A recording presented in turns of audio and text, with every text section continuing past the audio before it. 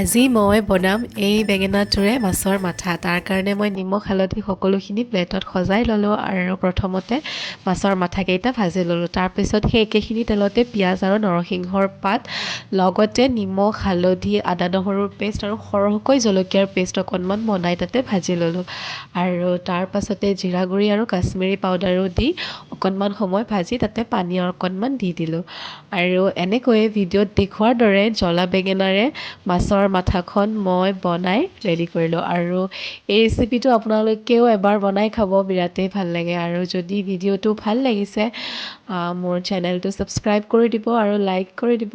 আজিলৈ bye bye.